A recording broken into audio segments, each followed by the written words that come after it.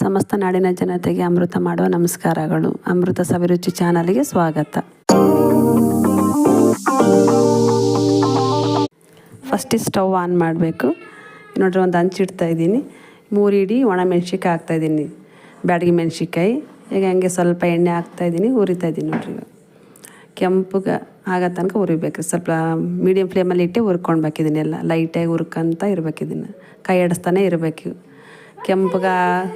ಕೆಂಪಗಾಗೋವರೆಗೂ ಹುರ್ಕೊಬೇಕು. ಇವನ್ನ ಹಿಂಗೆ ಲೈಟಾಗಿ ಹುರ್ಕೊಂಡು ಸ್ವಲ್ಪ ರೆಡ್ ಆಗ್ಬೇಕು ರೀ. ಇವರು ಈ ಥರ ಆಗ್ಬೇಕು ನೋಡ್ರಿ. ಈ ಥರ ಚೆನ್ನಾಗಿ ಹುರ್ಕೊಂಡು ಇವು ತೆಗಿತಾ ಇದ್ದೀನಿ.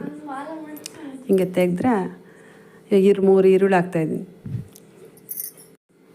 3 ಈರುಳ್ಳಿ ಹಾಕ್ತಾಯಿದ್ದೀನಿ. ಚೆನ್ನಾಗಿ ಎಣ್ಣೆ ಹಾಕಿ ಕೆಂಪಗಾಗೋ ತನಕ ಹುರ್ಕೊಬೇಕು. ಲೈಟಾಗಿ ಹುರ್ಕೊಂತ ಹೋಗ್ಬೇಕು. ಹುರ್ಕೊಳ್ಬೇಕು ಈರುಳ್ಳಿನ. ಹಿಂಗೆ ಕೆಂಪಗಾಗೋ ತನಕ ಹುರ್ಕೊಂತ ಇರಬೇಕು.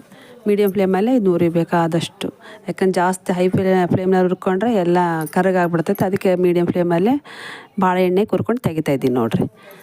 ಇವಾಗ ಬೆಳ್ಳುಳ್ಳಿ ಹಾಕ್ತಾಯಿದ್ದೀನಿ, 2 ಗಡ್ಡೆ ಬೆಳ್ಳುಳ್ಳಿ.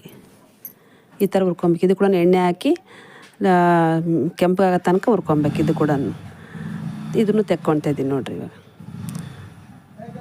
ಇದು ತೆಕ್ಕೊಳ್ತಾಯಿದ್ದೀನಿ. ಇವಾಗ ಜೀರಿಗೆ ಹಾಕ್ತಾಯಿದ್ದೀನಿ. ಜೀರಿಗೆ ಕೂಡ ಹಿಂಗೆ ಎಣ್ಣೆ ಹಾಕಿ ಚೆನ್ನಾಗಿ ಜಾಸ್ತಿ ಹುರ್ಕೊಂಬರ್ತಿದ್ದು, ಲೈಟಾಗಿ ಹುರ್ಕೊಂಡು ತೆಕ್ಕೊಂಬಿಡ್ಬೇಕು ಇದನ್ನು. ಇದು ತೆಕ್ಕೊಂಡು ಸ್ವಲ್ಪ ಕರಿಬೇವು ಹಾಕ್ತಾಯಿದ್ದೀನಿ.